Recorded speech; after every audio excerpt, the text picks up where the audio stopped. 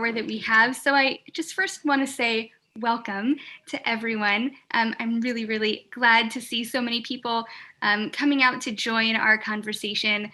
As Katie mentioned, Alyth is a community that cares a lot about the arts. So I'm excited for this evening, for this conversation. So please do make sure if you are watching us this evening that you're muted. There will be an opportunity at the end of the evening to do some Q&A and to throughout the evening, if you have any questions that come up, you should be able to use the chat function to message me, possibly Katie, possibly Adam as well, one of the three of us. So feel free if you have a question to use the chat function to message one of us. And we've given our speakers the opportunity to unmute themselves so that they can easily participate and so that we can easily hear what they have to say. Okay. So the other thing as well is, I think if you want to just see the person speaking, you can change your settings to speaker view, and that way you don't see everyone, or if you enjoy seeing everyone, you can be on gallery view as well. So those are your options there. And we're also streaming this to YouTube as well. So some people might be watching on YouTube. So hello, and it gives people a chance to watch back after as well, which is great. So first of all, we want to say a big thank you to Ray, Debbie and Sarah for joining us this evening. We're really looking forward to hearing about your experiences over the past few months, specifically with working in the performing arts specifically. As Tamara said, you know, Alyth is a community that absolutely loves the arts. We have a great relationship with the performing arts. We have oratorio at Alyth, we've had opera at Alyth, English touring opera have come and performed at Alyth, we have musical theatre, we have drama, we have concerts, and it's a really huge part of our community. We've had Alyth Arts Week and Jewish music, and it's something, I mean, as a head of music, it's something that I'm really missing, is that communal and musical experience that we experience, whether that's singing together or joining together to watch a performance. And I know lots of us here are avid theatre goers, opera goers, and concert goers as well. So a lot of us are really, really missing that. I'm as well, you know, another thing with the arts is, you know, it's been something that's been getting a lot of us through the last few months, whether that being watching a film or a TV series that we enjoy, or being able to access, you know, some amazing concerts that have been streamed on, you know, the BBC and other streaming platforms. So I know the arts has been a real escape for people at this difficult time. So what we thought today, you know, we thought it would be really wonderful to hear from 3 different speakers about how the arts and their specific industries have been affected by the pandemic, and how the industries have maybe adjusted and changed with the times. So what we're going to do is we're going to have a few questions that Tamara and myself have prepared, and then we'll leave a little bit of time at the end as well for people if they have any questions that they want to ask our speakers. So what we're going to start, how we're going to start is we're going to ask each of our speakers to just give a little introduction to about themselves and what they do.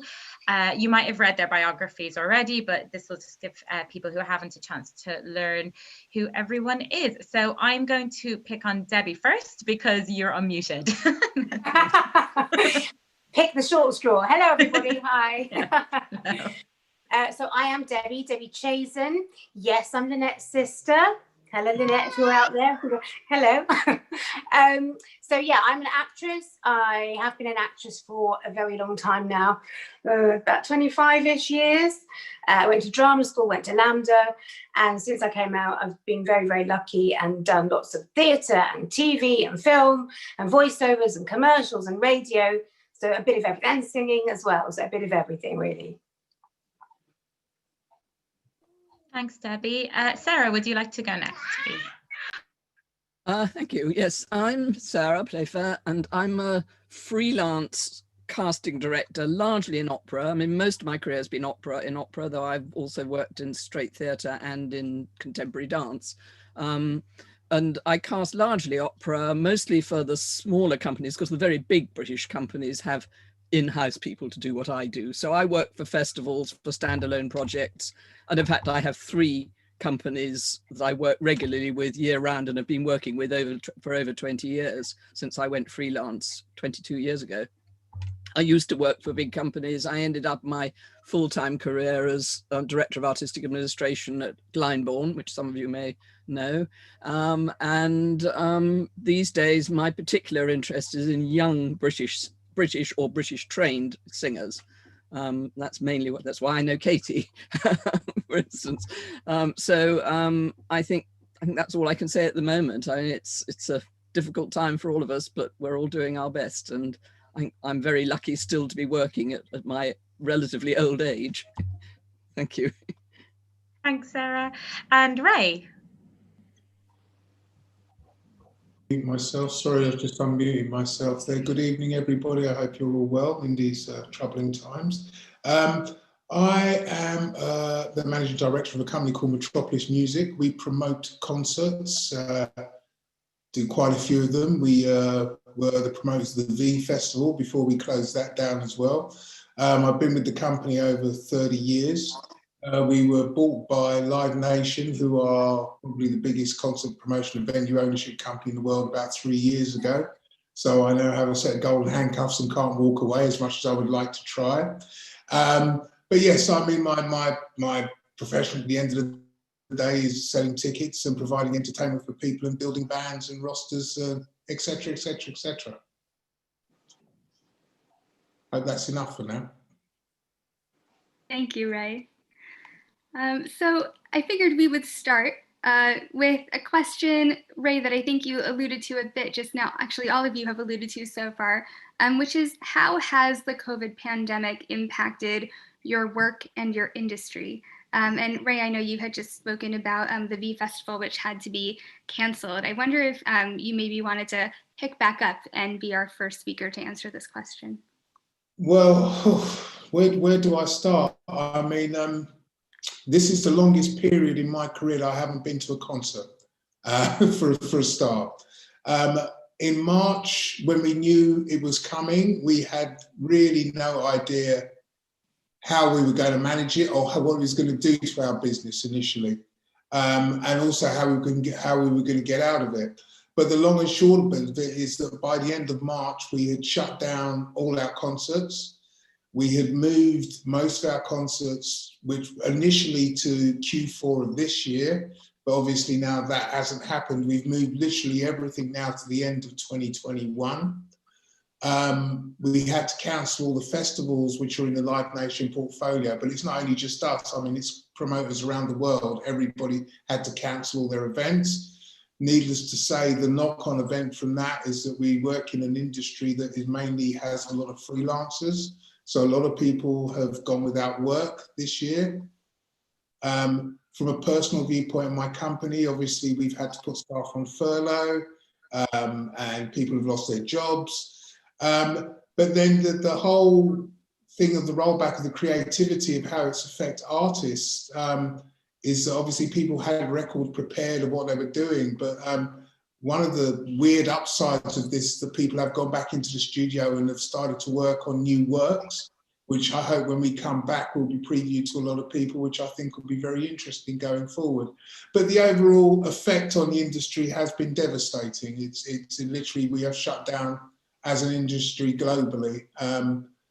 The industry in this country alone is worth between £3 to £4 billion a year in terms of income, which has gone altogether, never to be seen again. So we're just praying and hoping that we can get back up on our feet at some point in 21. Thank you, Ray. And maybe we'll go in reverse order that we had started in. So Sarah, we'll ask you next. How has COVID impacted your work and your industry? Well, very much a lot of the same things as Ray has already said. I mean, the whole opera world, I'm talking particularly about opera here, depends almost entirely on freelancers. Opera singers are paid by the gig, by the performance. So most opera singers have had no pay at all of any sort since February or early March this year. Many of them have no work, have had not been able to work at all. There have been the odd sort of spark of, a bit of recording, a bit of once things loosened up a little bit in the summer, there were more kind of concerts being streamed rather without any audiences, that sort of thing. But an awful lot of very well-known opera singers that I know have had to find other ways of earning a living if they've got a family and a mortgage. I know people, for instance, who turned themselves into Amazon drivers, into shelf stackers at Sainsbury's, into odd job men. One retrained as a very high-flying opera singer, retrained as a phlebotomist, taking people's blood, which was much needed at the moment. A number of hospital porters, postmen.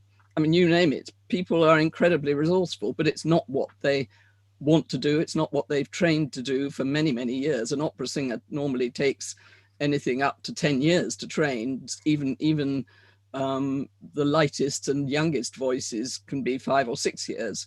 So it's a real problem. It's a disaster. And I think the worst thing is for the very young, the ones who are just coming out of college, were about to have their first season in one of the summer festivals, places like Glyndebourne, Garsington, where I work, is one of my regular companies where I've worked with Katie.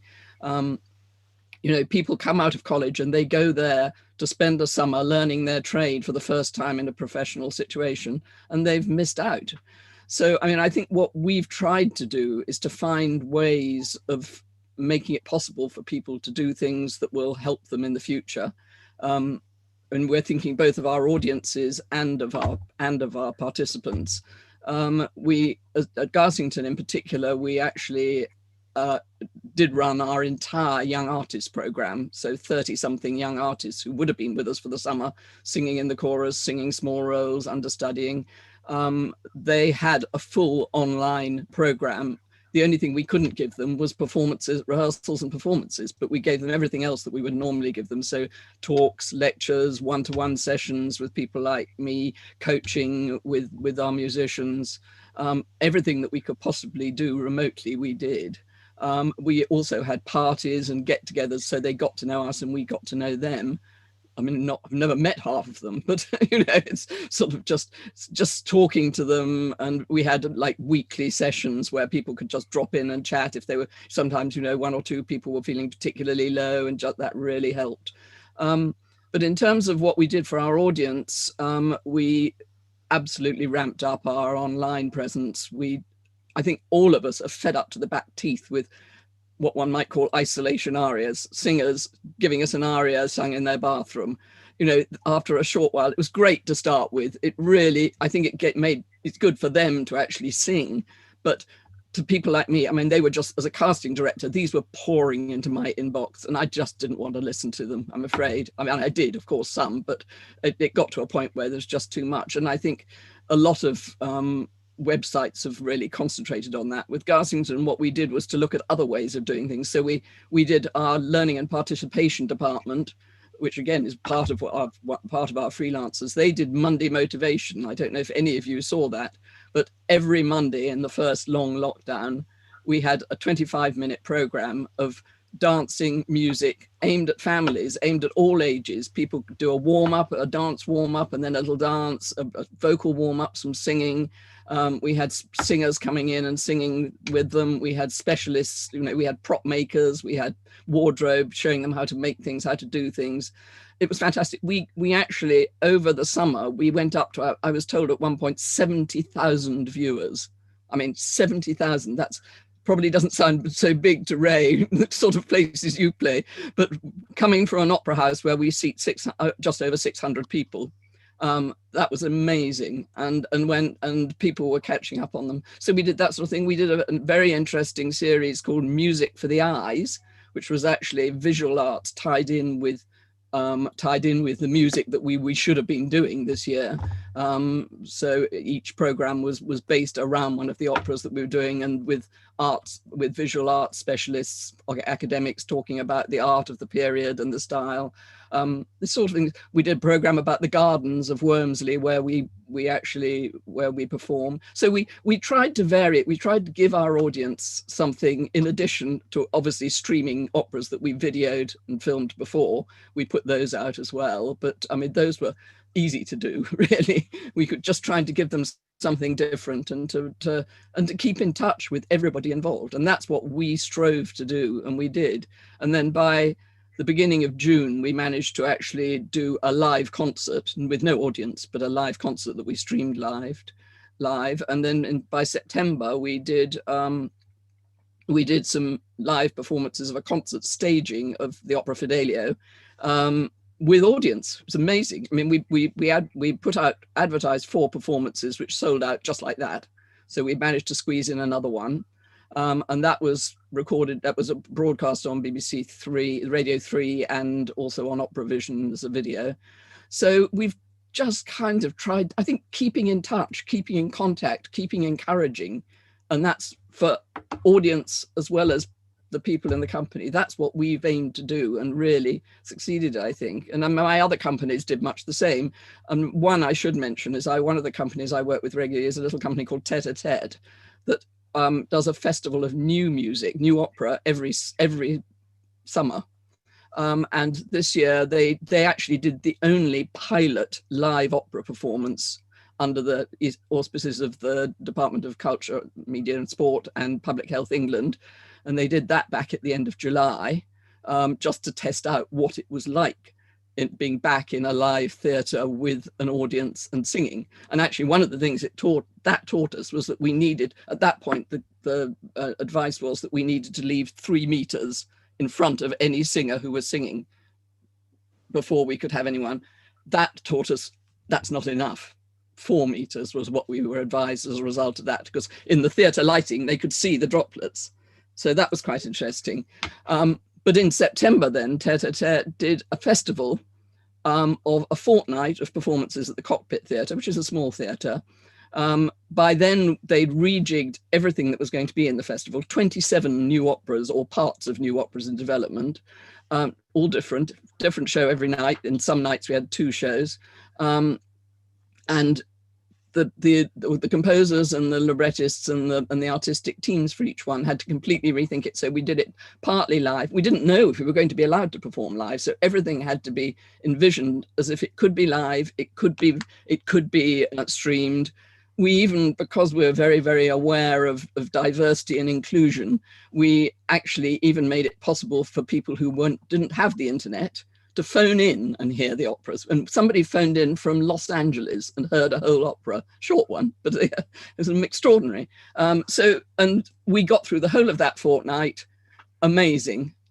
You know, it was incredibly important for us and I think for the audience, and the audiences came. We were limited. I mean, one of the limitations is not just the government regulations that we found, but also the regulations in every single local authority where you perform.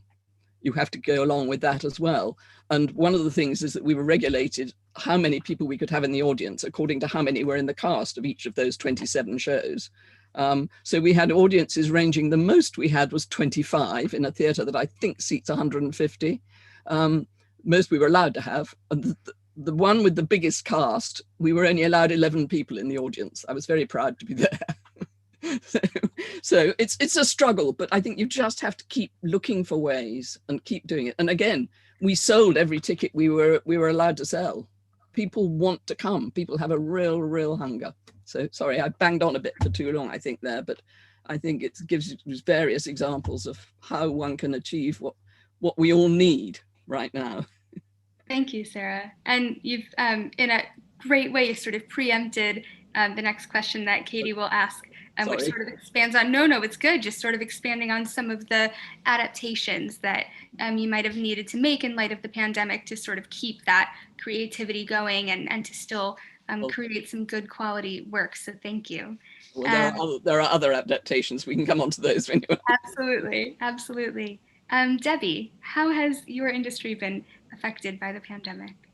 Well, just like Ray and Sarah, I mean, completely decimated, really. Myself, I had many jobs sort of ripped away that I'd had planned over the lockdown period. And I don't think I know anyone actually who has come away unscathed. Everyone's had work taken away. I personally have been incredibly lucky because I did manage to get some help from the government twice now. And thankfully, a lot of my friends have also managed to receive some. Some haven't been able to receive any at all, and that is completely devastating. Like Sarah, a lot of my friends have become Deliveroo drivers, and it's actually sort of simultaneously very proud making and heartbreaking to see all my friends posting on Instagram, them sort of doing the thumbs up in a Deliveroo uniform. It's been amazing to watch how people have adapted in that way. And I myself applied for a job at Lidl and I was 200th in the queue and didn't get it. And that's fine. But, you know, I tried. But, you know, we're all trying our best. And I actually was in the West End the night when lockdown sort of started happening and all the theatres started going dark. I was in the West End meeting some friends who were in a show. I'd seen the show a few weeks before, but we were just meeting up for a drink afterwards. And it was just the saddest thing ever to walk around the West End and down Shaftesbury Avenue and see all the theatres completely dark. And then over lockdown, watching all the theatres putting up posters saying, we'll be back. You know, it's been an incredible time for my industry. And with this latest lockdown, you know, the rules have been so unclear. I mean, you know, I don't like the government, who does, but it's an impossible task because it's an unprecedented thing that we're going through. So, you know, we're all so hopeful all the time and plans are made and then completely ripped away again. So, you know, it's just constantly trying to battle and keep positive, which luckily I'm able to do. Great. Thanks so much. It's really interesting, you know, hearing the similarities and I know myself from working as a freelancer and I'm having a lot of friends who are freelance singers and actors, how, like Debbie was saying, how resilient people are. There's been quite a large amount of people who have fallen through the cracks in the government support scheme.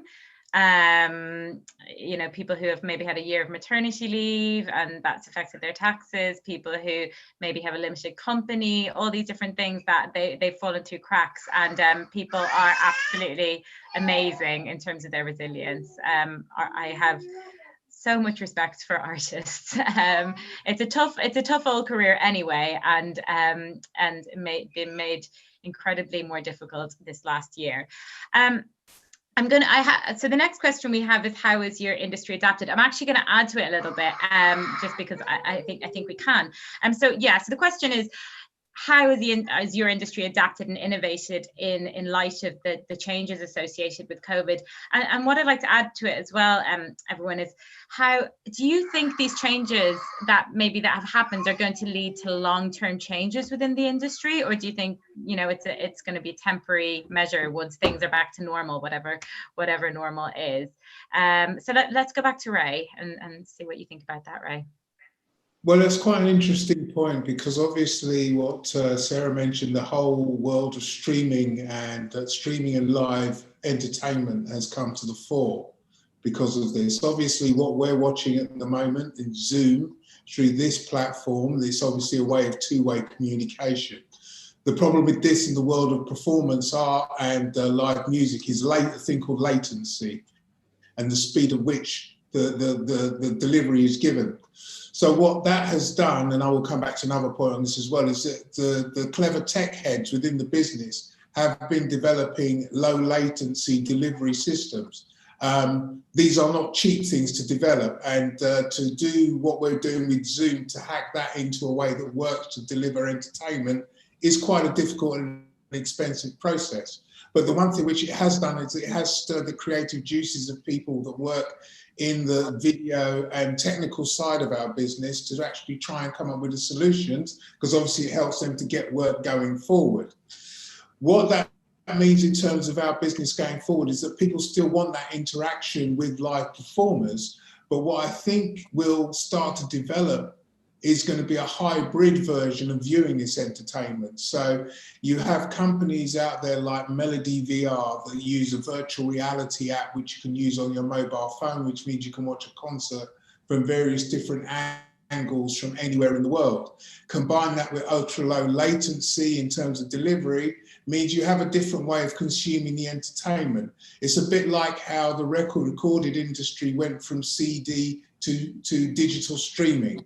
This, I think, will hopefully add a new audience. And I'm sorry, I think about the youngsters that live on their phones. In some ways, it's kind of given us an open window to see how we can deliver our form of entertainment a little bit differently. That's one of the things that interests me. I mean, I still have no doubt. I mean, we still have concerts on sale for next year, etc., and we're still selling tickets. People still want to go out and be entertained in that way because it's something that obviously people are missing.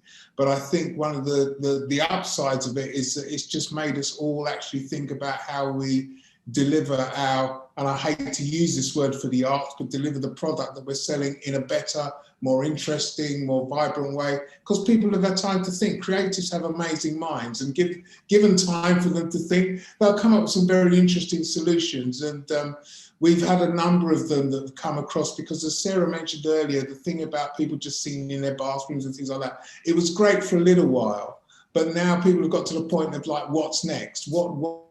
How can we deliver this better? And I think that's the stage we're at now. Obviously, because people have seen there is possibly light at the end of the tunnel. So it's how you get one step ahead of that going forward. Okay. Thanks so much, Ray.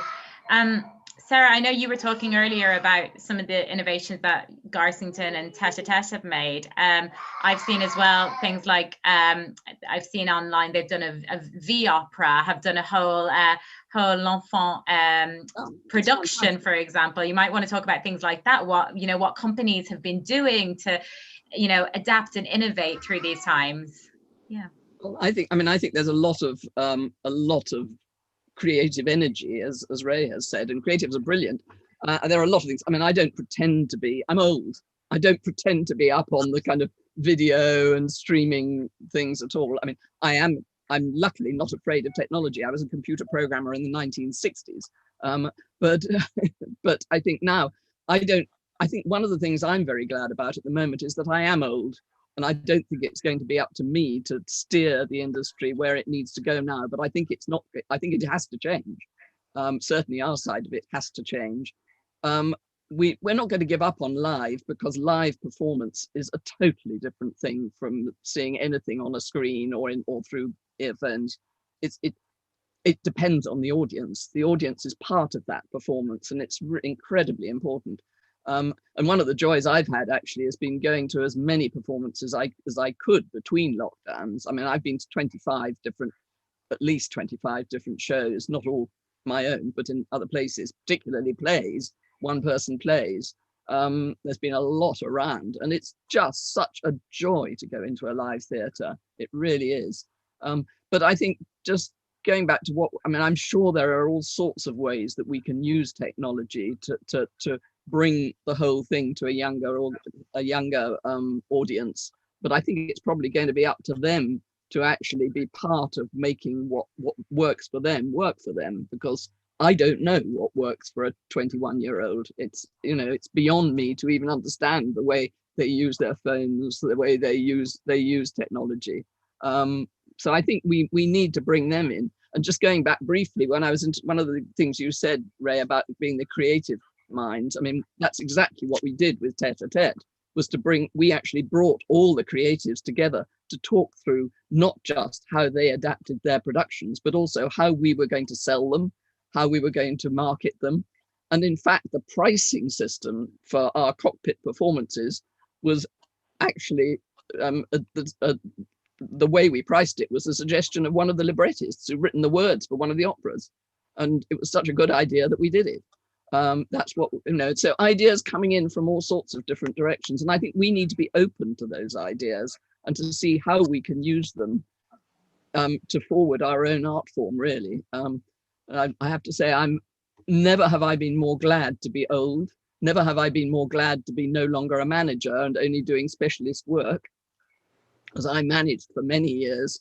And if I would, I mean, I see what managers in my companies are going through right now, and the amount of planning and replanning, the amount of human relations work they're doing with their artists, with the staff. It's a very, very tough time to be a manager. Hats off, Ray, to you. That's all I can say. I just do the fun bits without the boring bits now. So, it's, you know. So I think, yeah, I mean, I think we have to rethink it. I mean, one of the things also that came out of something you said, Tamara, if I may, just the last thing I'm going to say is, in opera, one of the things that's suddenly become necessary has been reduced orchestrations, because fitting a whole orchestra into a pit is an absolute nightmare in terms of COVID social distancing. You can't do it. It's simply impossible. And so there's been a massive requirement for existing, because nobody's got time to write them now, reorchestrations, smaller, reduced orchestrations of operas, so that any company that has those in their portfolio, in their library, for what they've, you know, maybe they've used them for small scale performances in the past, you can sell them all over Europe at the moment. I mean, I know that people from Italy, from Germany have been rushing to get Jonathan Dove, as a British composer who's done a lot of very good orchestral reductions. His are going all over Europe. He must be making a fortune. It's brilliant. But I mean, when we did our Fidelio, for instance, we did actually do it with a very, very good reduced orchestration, not Jonathan's, he has, but somebody else's. So I think that's going to be with us for quite a long time. I think if we do get the summer opera festivals going next summer, which I hope we will, Garsington has actually gone on sale this week, huge take up already. People want to come. Then you know, we may be using those if unless we've had the vaccine and everybody's totally clear, which seems pretty unlikely by next summer. You know, those sort of reduced orchestrations may have to come into play, I think. So, part of different plans. Yeah, no, it's these things that, you know, you don't think of practice. Not everyone always thinks of practically, you know, fitting, you know, if you were doing a Verdi opera, you know, fitting a whole orchestra in, you know, just take, you know, just that aspect of social distancing apart from the entire audience and the singers and the stage crew. And well, and I mean, I think, yeah, and we still got to see how we can do real opera performances without people, you know, those romantic stories, without, and plays, without people being allowed to go within 6 feet of each other, you know. I mean, I thought E&O, for instance, I don't know if any of you saw their Alexandra Palace Bohème, which I only saw on screen. I didn't get up to see it in person. I don't have a car, so, but I thought it was quite extraordinary, the effect it had. The way they did it was very, very effective and very moving. Yeah, I mean, I think that brings us really nicely onto sort of being an actor in this sort of position, doesn't it? I mean, Debbie, like, I've seen some of the soap operas and things have started filming again and things, and how they're negotiating the 2 meter rule, and how do you kiss someone on screen, and how do you show these relationships and things. I mean, I'd be really interested to hear in terms of the innovation and adaptations that, you know, in the stage and screen world, in terms of being a working actor, how you know, how you think that will work, and how has that been working in the last few months? Well, I was actually due to go back into Holby City for a little while, and sadly that had to be shelved from lockdown, and then their priority naturally is to treat their regular cast as a priority. So I'm not quite sure how it works in soaps anymore, but I did shoot a short film over the last couple of months, and the script had to change. There was a scene where someone was hugging someone else, and that had to be rewritten. And when we were filming it, it was actually set at some part of it was set in a shiva. It was a Jewish storyline, funny enough, and everyone was standing two meters apart from each other. And it's very clever how you can get on a camera angle, you can position the camera so that it doesn't seem as though everyone's completely separate, and you can cut between people, and it looks as though people are standing next to each other. Yeah, it's been incredible, this creative time for everybody, really. And the good thing about theatre shows is that many theatres will film the dress rehearsal or a performance anyway, and have that sort of on the back burner just as a sort of record for the archive. So, and some people will have it so that they can stream it on a paying sort of platform.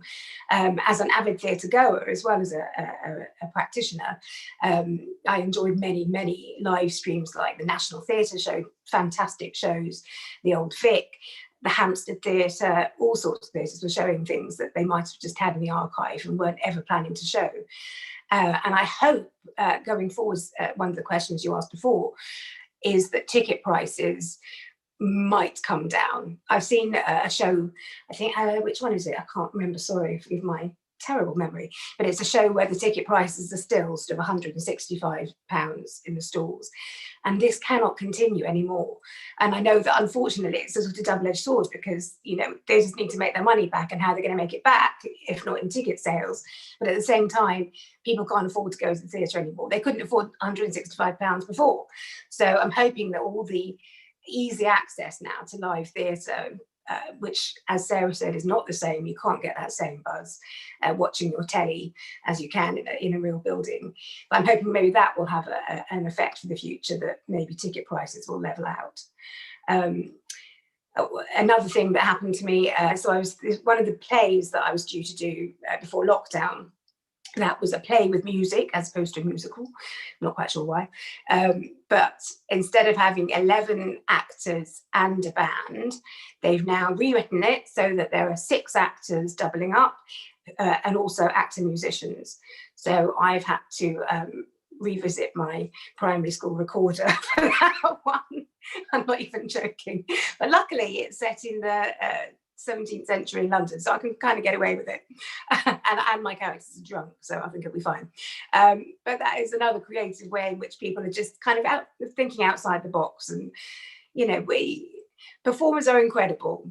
When COVID first hit, I immediately took myself off and recorded a song to the tune of Fever, Peggy Lee, with different words about COVID.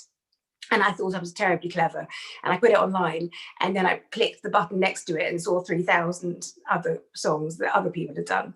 So, you know, you can't keep a performer down. If you want to be creative, you're going to find a way to do it. And actually, as an actor, I'm used to unemployment. So for me, the period of unemployment from lockdown was not particularly strange for me. What was strange, and actually was quite liberating, was even if you don't realize it, you wake up and you're waiting for your agent to ring with a casting or an offer of a job, and that had gone because there were no jobs.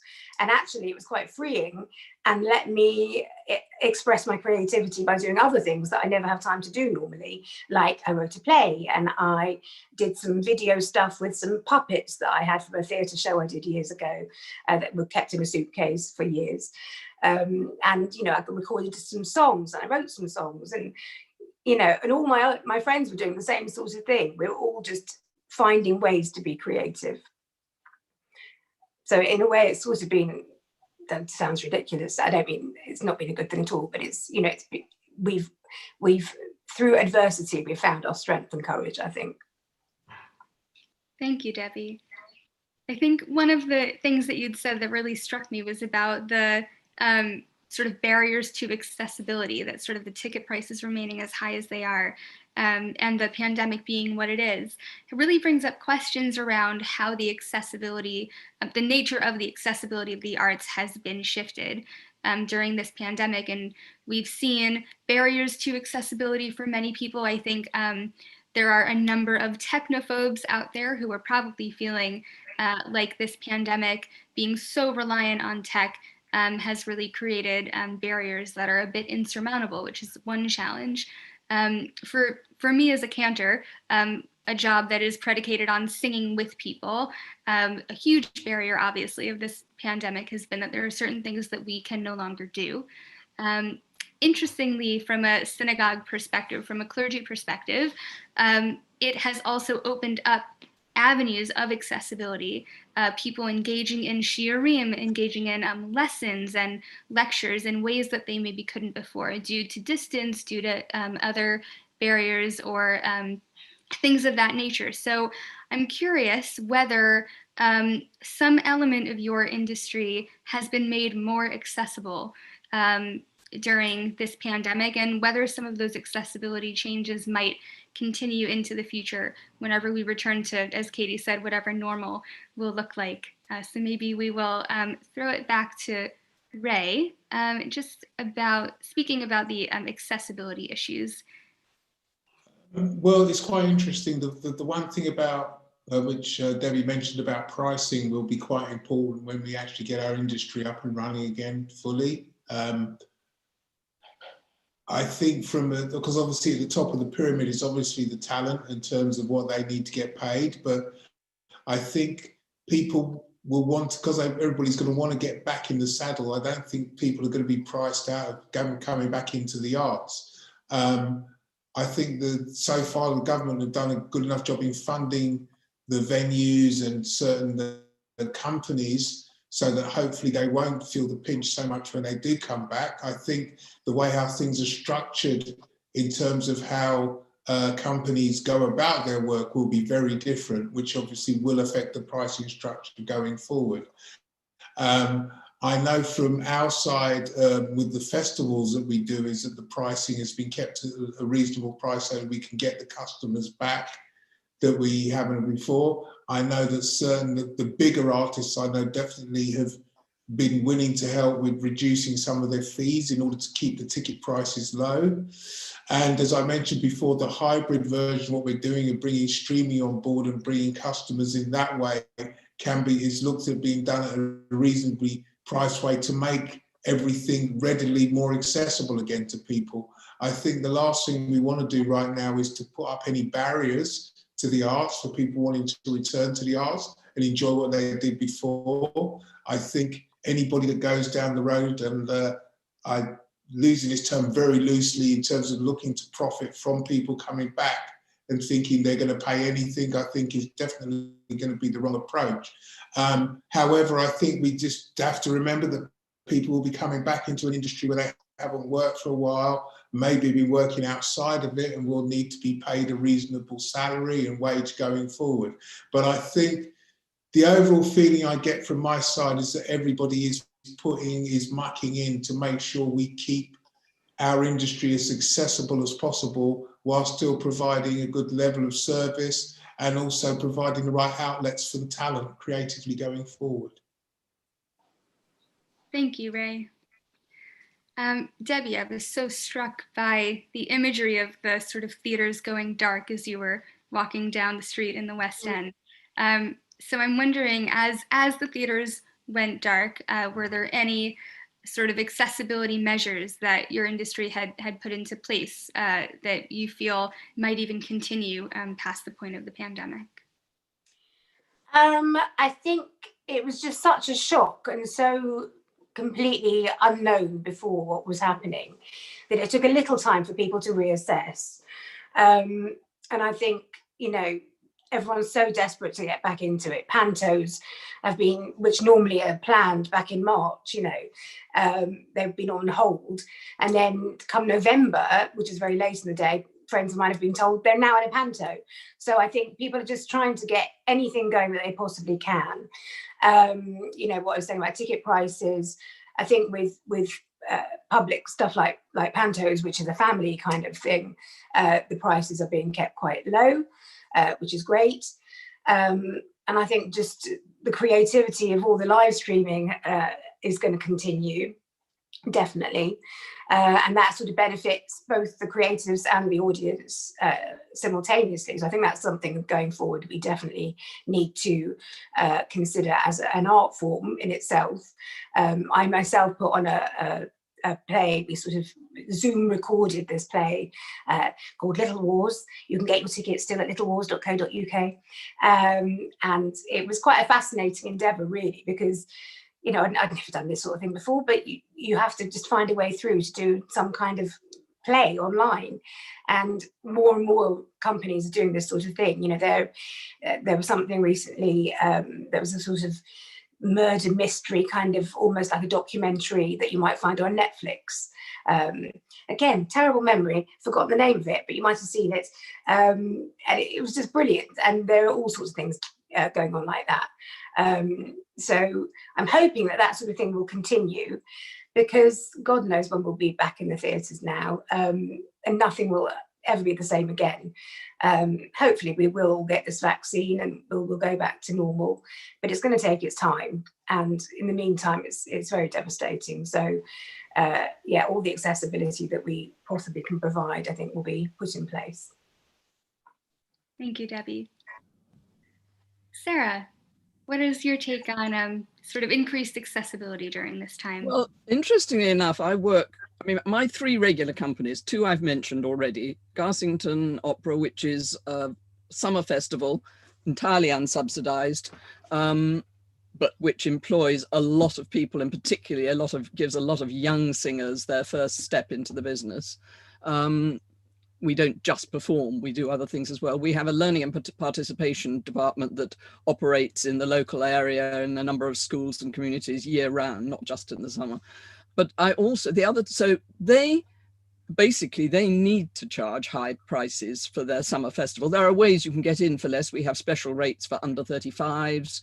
We've got, there is actually a voluntary donation as part of the ticket price, which people can say they can't afford to pay or they don't want to pay.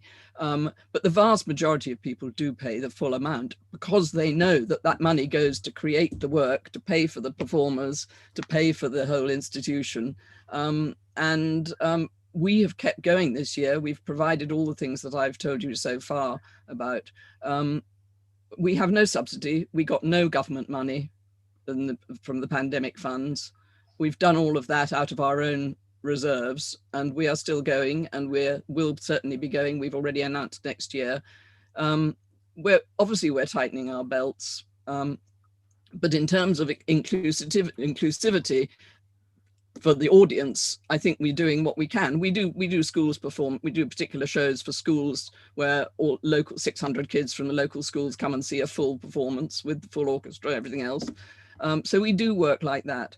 But the other 2 companies I work for are very specifically inclusive already. Tete a Tete, I've already mentioned. Our ticket price for any show in that festival was £5. And if you couldn't afford to pay £5, you could ask to come for nothing. We regularly do pay what you can performances. The streaming, if you wanted to watch the shows online, they cost £1. I don't think you can go much lower than that for a quality product.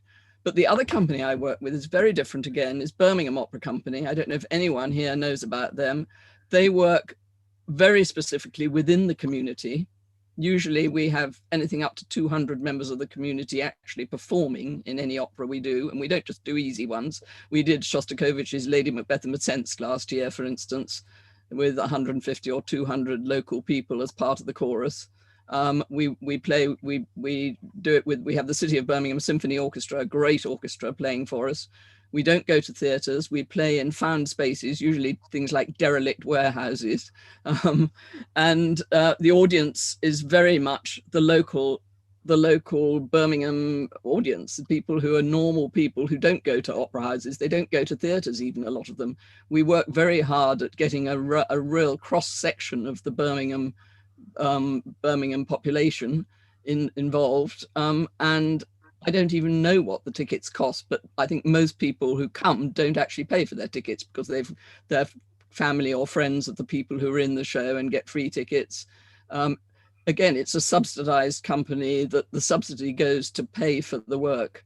So it's quite difficult for me to be specific because I think we're about as inclusive in those 2 companies as we already can be, and Garsington can't reduce their ticket prices if we're going to do the work at the standard we're going to do. If you're paying for the Philharmonia Orchestra in the pit and you're paying for singers, we don't pay high fees for the opera singers. There are all sorts of awful stories about the kind of fees that opera singers, really famous opera singers, get.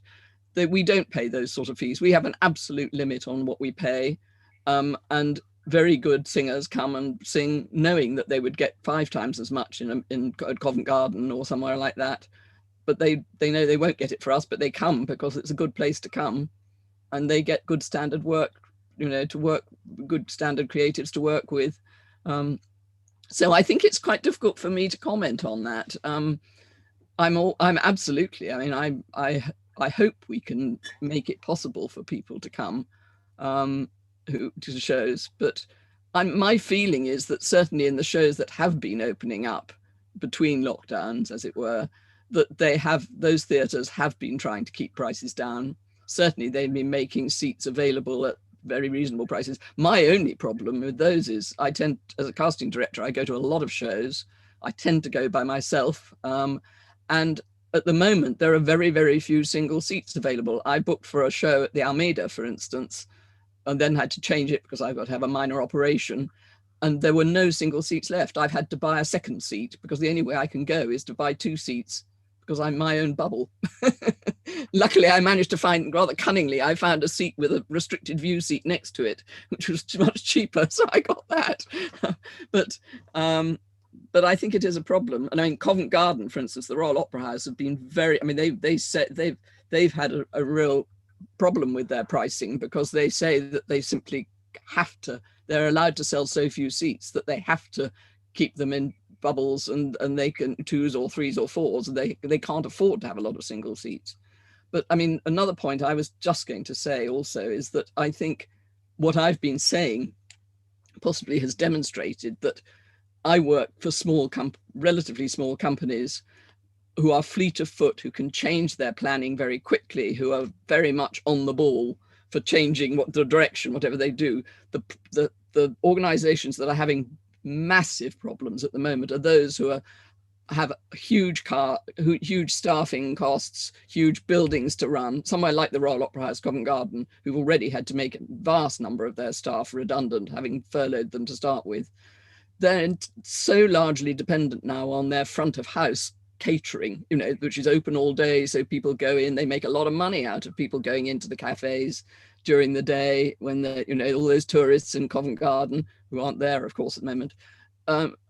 Places that I work for don't have those issues. And I think we're going to find it much easier to change than the big national organizations are. And they've had a lot of funding, but I'm not sure that's going to be enough. I think they need a complete rethink as well. That's what I would say. And it's not for me to suggest how they do it, but I have the feeling that they're the ones in trouble. I'm sad to say. Thanks for that, Sarah.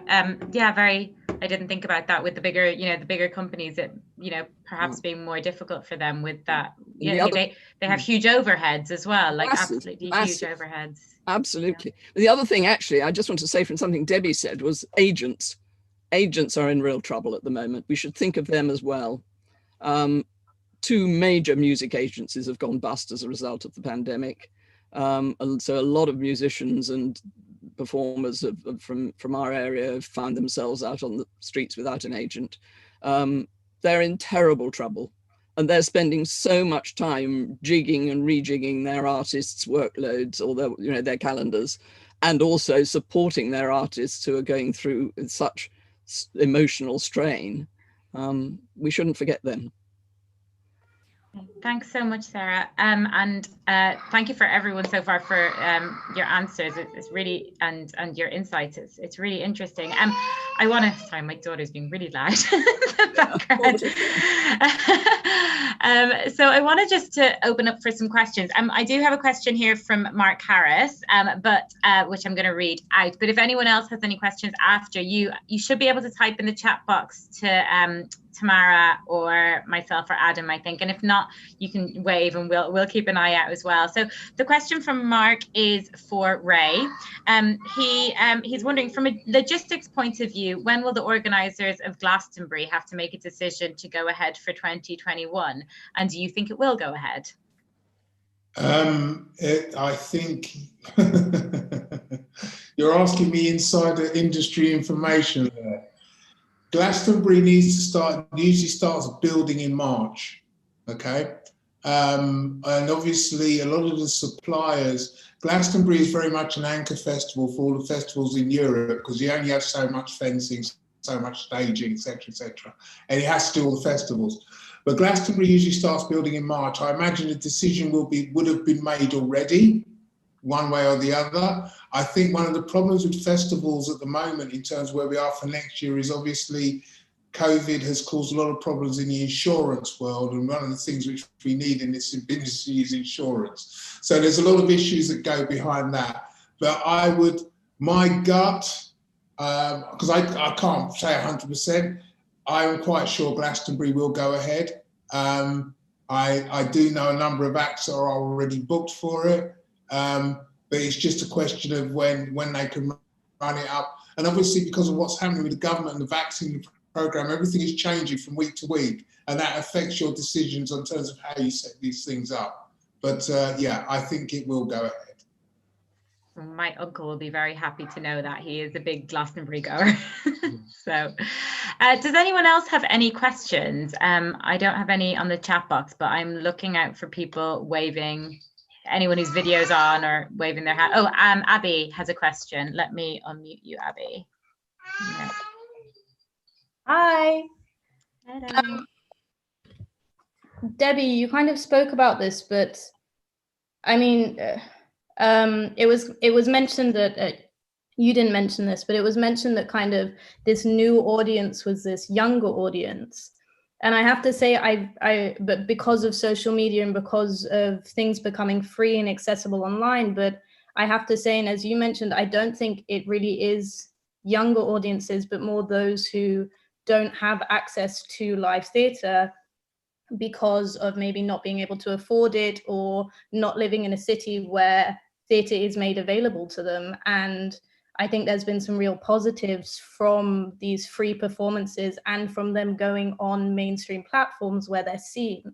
And I'm worried that this is something that is going to be taken away because there is a certain amount of money that is required in putting on a production. And do you think there will be more chances of filming work and then releasing it at a later date rather than just storing it in archives? Do you think this is something that may continue? I hope so. I mean, I'm not on the production side, so I don't know what the costs are and what the reality of spending money filming stuff is. If you're, I don't know. I mean, I did go and see, actually, I saw a gig at the Barbican, which is a huge space. It wasn't a theatre show, but it was a Divine Comedy doing a gig. And it was so socially distanced. There was a whole row in between each seating level, and then 10 seats in between, sort of overly strict in the social distancing. But what they were doing was they were also live streaming it and selling tickets online. So I hope that it might be a thing that, there will be live theatre and it will be filmed and it will also be live streamed. I think it's absolutely 100% right that theatre is now something that perhaps people who haven't had access to it, as you say, or haven't been able to afford it, or haven't really known it existed because they haven't lived in communities where, we're very lucky in London to have it right on our doorstep. But maybe they've been introduced to it via the magic of telly or laptops or whatever. So it would be a real shame and actually a crime to lose that audience and that valuable input. So I completely 100% agree with you, and think that it is definitely something that creators should be looking towards for the future, it being much more involving. And we've got to find a way of keeping this new structure in place, because actually it's not a terrible thing that's happened in terms of broadening our audience. So yeah, I hope that it will continue. Okay. Thank you. But I do think that it's really important that we do continue, but I also think it's quite important that it's not all free, because that's the way that artists can get some pay back for what they've missed this year. I don't think you should be charging huge amounts, but I think that once we're back to semi-normal, I think a charge would not be unreasonable, but a small charge. Just a few pounds or as quite a lot of platforms have done, which is ask for donations at the end of a performance, and that's been very successful in my experience. I think that's quite good. But also there's another thing that I think one of the really positive things that's come out of this, that it might have been tough for many people, is actually that a whole older generation has had to become a bit more tech savvy, and that because this is the way they can enjoy this stuff, even when they're not able to go out, or they don't feel up to going out, or it's too far away, or anything else. And I think the very fact that my generation and above have now got used to doing this, is quite good. Sorry, I sort of jumped the gun there a bit, Tamara. No, that's all right. Thanks, Sarah. I've just got another question. I mean, we've sort of touched on this anyway, but I just, in case anyone wants to add, from Martin Bellman saying, when live theatre starts again, will some organisations continue streaming, which is more accessible for many people, or as we've said. But we have. I just wanted to say that Martin's asked that, but we have sort of answered that. Sort of,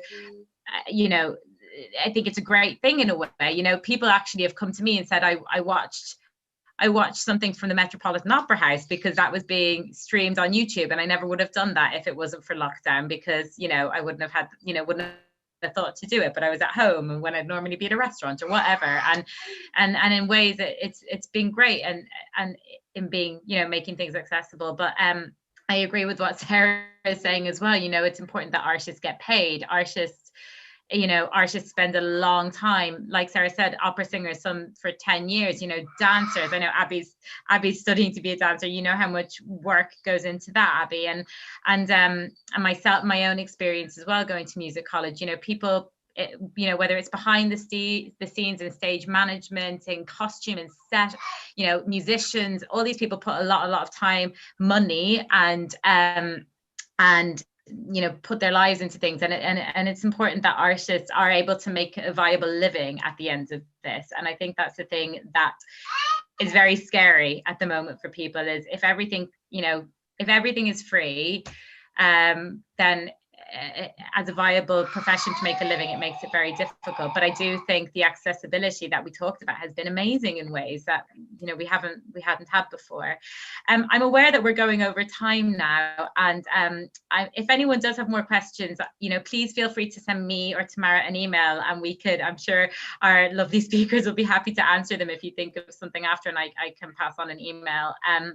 But I just want to say from Tamara and myself how thankful and grateful we are that Debbie, Sarah and Ray have taken the time to speak to us today.